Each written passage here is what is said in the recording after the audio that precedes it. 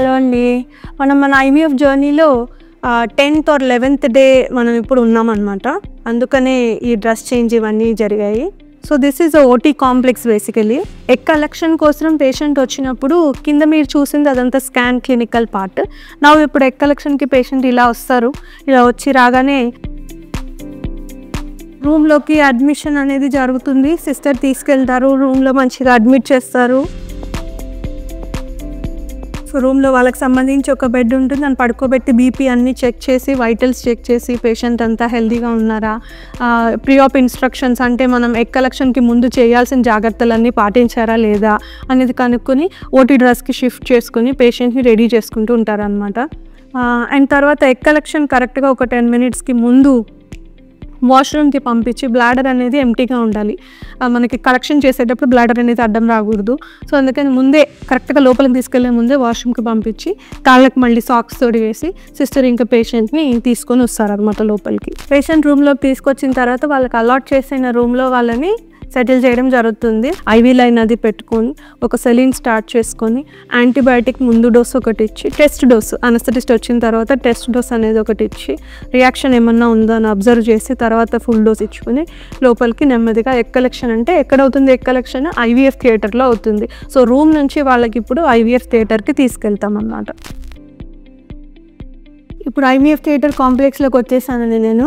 As soon as enter అవ్వగానే నేనే కాదు ఎవరైనా కూడా ఎంటర్ అయిన తర్వాత పేషెంట్ చేత కూడా ఫస్ట్ హ్యాండ్ వాష్ అనేది ది ఇంపార్టెంట్ స్టెప్.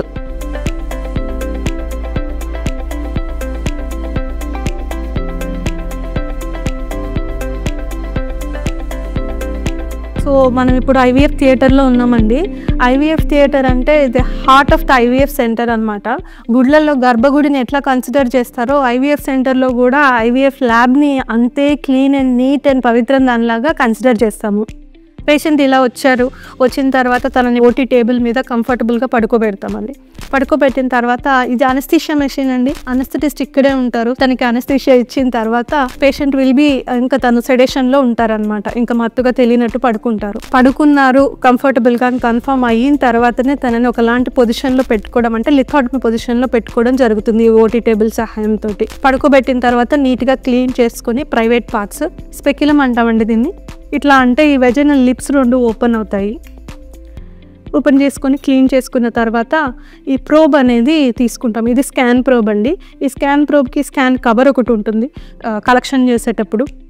దాన్ని ఫిక్స్ చేసుకున్న తర్వాత ఈ కలెక్షన్ గైడ్ ఉంటుంది దీనికి. ఈ గైడ్ ఏదైతే ఉందో సో కలెక్షన్ గైడ్ని ఇంట్రడ్యూస్ చేసుకొని ఇంకా కింద వెజైనల్ స్కాన్స్ ఎలా చేస్తానని అయితే చెప్పానో అదే సిస్టంలో ఇక్కడ కూడా స్కాన్ అనేది జరుగుతుంది. సో ఫస్ట్ స్కాన్ ప్రోబ్ పెట్టిన తర్వాత యూట్రస్ ఎట్లా ఉంది, అంటుపుర మెజర్మెంట్ ఎట్లా ఉంది, రైట్ ఓవరీ ఎక్కడుంది, లెఫ్ట్ ఓవరీ ఎక్కడుంది అనేది లోకలైజ్ చేసుకుంటాము. సో ముందు మనం ఈ సైకిల్ సమ్మరీ అంటే ఇంజెక్షన్స్కి ఎన్నెన్ని ఎగ్స్ పెరిగాయి, ఎలా గ్రోత్ అయ్యాయి అవన్నీ చూసుకుని లోపలికి ఎంటర్ అవుతాం. రైట్ సైడ్ మనం ఎన్ని ఎక్స్పెక్ట్ చేస్తున్నాం, లెఫ్ట్ సైడ్ మనం ఎన్ని ఎక్స్పెక్ట్ చేస్తున్నాం అనేది మనం ఒక అవగాహన తెచ్చుకుని ఎగ్ కలెక్షన్ అనే ప్రొసీజర్ని స్టార్ట్ చేస్తాం అనమాట. సో ఇది ఎగ్ కలెక్షన్ నీడిల్ అండి. ఇది ఇంత పొడుగ్గా ఉంటుంది. దీన్ని ఎక్కడ ప్లేస్ చేస్తామంటే మన స్కాన్ ప్రోబ్కి ఇందాక మనము నీడిల్ గైడ్ అనేది ఒకటి అటాచ్ చేసుకున్నాం కదా, దాని లోపలికి దీన్ని ఇన్సర్ట్ చేయడం అనేది జరుగుతుంది. ఇన్సర్ట్ చేసి ఈ వైర్ ఏదైతే ఉందో ఇక్కడ ఈ ఎక్స్టెన్షన్ ఈ ట్యూబ్కి కనెక్ట్ చేస్తాము. ఇది వార్మర్, ఇది ఈ ట్యూబ్కి కనెక్ట్ చేస్తాము. ట్యూబ్కి కనెక్ట్ చేసి ఆ స్కాన్ని మనం ఈ బటన్ ఏదైతే ఉందో దీన్ని ప్రెస్ చేస్తూ ఉంటే ఇది సక్షన్ సిస్టమ్ అనమాట. సో లోపల మనం నీడిల్ పెట్టగానే దీన్ని ప్రెస్ చేసుకుని సక్షన్ వస్తుంది. ఈ సక్షన్ వచ్చిన తర్వాత దాంట్లో ఉన్న ఏదైతే మనం ఎగ్ ఆస్పిరేషన్ ఇవన్నీ అనుకుంటున్నాం కదా, సో ఆ ఫాలిక్యులర్ ఫ్లూయిడ్ ఏదైతే ఉందో దాన్ని మొత్తం తీసుకుంటుంది. ఇది తీసుకున్న తర్వాత ఇలా ఈ ట్యూబ్స్ అన్నీ నిండిపోతూ ఉంటే ఒక్కొక్క ట్యూబ్ని పాస్ విండోతోటి ఈ పాస్ విండోలో నుంచి ఎంబ్రియాలజిస్ట్ గారికి అందజేయడం జరుగుతుంది. నెక్స్ట్ జరగబోయే స్టెప్ ఇక్సీ అంటే ఇంట్రాసైటోప్లాస్మిక్ స్పర్మ్ ఇంజెక్షన్ కానీ ఐవీఎఫ్ అని కన్వెన్షనల్ ఐవీఎఫ్ కానీ చేస్తూ ఉంటాము. Most of the times ICSI అనే ప్రొసీజరే ఈ మధ్యలో ఫాలో అవ్వడం జరుగుతుంది. ఇక్సీ అంటే ఏంటి, ఇప్పుడు ఎన్ని ఎగ్స్ వచ్చాయి అనేది ఎంబ్రియాలజిస్ట్ మనకి చూసి మొత్తం వివరంగా చెప్తారు. చెప్పి దాంట్లో డిన్యూడేషన్ అనే ఒక ప్రాసెస్ ఉంటుంది అనమాట. అంటే గుడ్డు పక్కన ఉన్న చుట్టుపక్కల ఉన్న పదార్థాన్ని అంతా క్లియర్ చేసేస్తే క్వాలిటీ ఎలా ఉంది, ఎన్ని M2s అంటే మంచి మెచ్యూర్ అయిన ఎగ్స్ వచ్చాయి, ఎన్ని కొంచెం తక్కువ మెచ్యూరిటీ ఉన్న ఎగ్స్ M1 అని వచ్చాయి, ఎన్ని జీవీస్ అంటే అసలు చాలా ఇమ్మెచ్యూర్, దాన్ని ఇక్సీ చేయలేమన్నమాట, అట్లాంటి oocytes వచ్చాయి అనేది మనకు ఒక క్లియర్ రిపోర్టింగ్ అనేది ఇస్తారు. ఈ రిపోర్టింగ్ వచ్చిన తర్వాత ఆ రోజు సంబంధించిన పార్ట్నర్ ఎవరైతే ఉంటారో ఆయన సెమెన్ శాంపిల్ ఇవ్వడం అనేది జరుగుతుంది.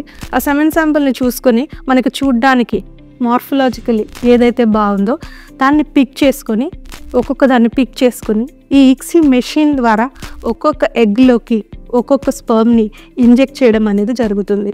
ఇది ఇక్సీ విధానం అంటే. ఇక్సీ అనే పద్ధతి పూర్తవగానే దాన్ని ఇంక్యుబేటర్లో ప్లేస్ చేయడం అనేది జరుగుతుందండి. ఈ పలానా మనం చేసి పెట్టిన దీన్ని ఈ ఇంక్యుబేటర్లో మనము 24 గంటల తర్వాత మళ్ళీ ఒకసారి చెక్ చేస్తాం, అసలు ఫర్టిలైజ్ అంటే ఫలదీకరణ జరిగిందా లేదా, పిండం అనేది ఫామ్ అవ్వడానికి మొదటి స్టెప్ జరిగిందా లేదా అనేది చెక్ చేసుకుంటాము. అది ఎంబ్రియాలజిస్ట్ చెక్ చేస్తారు, మనం కూడా డాక్టర్ కూడా చెక్ చేసుకుంటారు.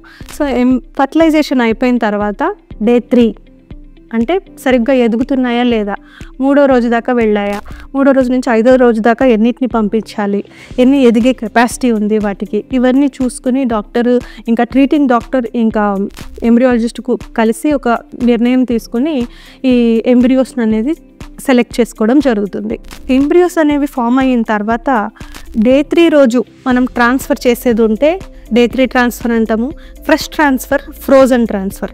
సో ఫ్రెష్ ట్రాన్స్ఫర్ అంటే గుడ్డు తీసిన నెలలోనే ఎంబ్రియో ఫామ్ అయిన తర్వాత గర్భసంచి లోపలికి ప్లేస్ చేయడము. ఫ్రోజన్ ఎంబ్రియో ట్రాన్స్ఫర్ అంటే ఎగ్ కలెక్షన్ చేసిన నెలలో కాకుండా వాటిని ఫ్రీజ్ చేసేసి అన్నిటినీ పై నెలలో కానీ తర్వాత తనకి వేరే రీత్యా ఏమన్నా పోస్ట్పోన్మెంట్స్ ఉంటే ఆ పోస్ట్పోన్మెంట్స్ తర్వాత కానీ వాళ్ళు ఎప్పుడు రెడీ ఉంటే అప్పుడు పీరియడ్ వచ్చిన 2వ రోజు నుంచి ఎంబ్రియో ట్రాన్స్ఫర్ సైకిల్ అనేది ఒకటి స్టార్ట్ చేసి అప్పుడు మీరు ఇంజెక్షన్స్ ఇవన్నీ తీసుకోవాల్సిన అవసరం ఉండదండి.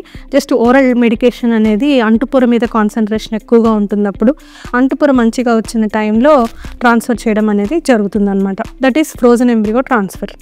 ఫ్రెష్ ఎంబ్రియో ట్రాన్స్ఫర్ అయితే అదే నెలలో పెట్టడం. ఫ్రోజన్ ఎంబ్రియో ట్రాన్స్ఫర్ అయితే మనం ఎప్పుడు అనుకుంటే ఎప్పుడు ప్లాన్ చేసుకుంటే అప్పుడు పెట్టుకోవడం అనేది ఈ రెండింటి మధ్య డిఫరెన్స్. ఈ ఎంబ్రియోస్ ఫ్రీజింగ్ అనేది అందరూ చాలా క్యూరియస్గా అడుగుతారండి ఈ డౌట్ని, ఎన్ని రోజులు ఉంటాయి, వాటికి ఏం కాదా, మరి మేము ఈ నెల పెట్టించుకోకుండా నెక్స్ట్ నెల పెట్టించుకుంటే వాటికి ఏమి కాదండి, 5 సంవత్సరాలు కాదు కదా, ఎన్నో సంవత్సరాల దాకా కూడా అవి ఫ్రోజ్ చేస్తే కనుక అవి అలానే ఉంటాయి, వాటి క్వాలిటీ అలానే ఉంటుంది, ఎలా అయితే ఫ్రీజ్ చేసామో అవి అలానే ఉంటాయి. సో ఫ్రీజింగ్ అనేది ఎట్లా చేస్తామంటే ఒక గ్యాస్, లిక్విడ్ నైట్రోజన్ అనే గ్యాస్ తోటి సహాయంతో ఫ్రీజింగ్ అనేది జరుగుతుంది అనమాట వీటిని. సో సపరేట్ ట్యాంక్స్ ఉంటాయి.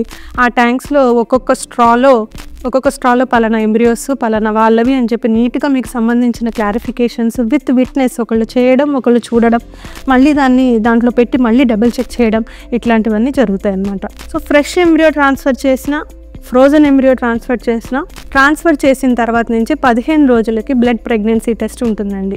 మొత్తం ఫ్రెష్ ట్రాన్స్ఫర్ చేస్తే మనకి ఈ మొత్తం సైకిల్ కూడా 1 నెలలో అవ్వడం జరుగుతుంది.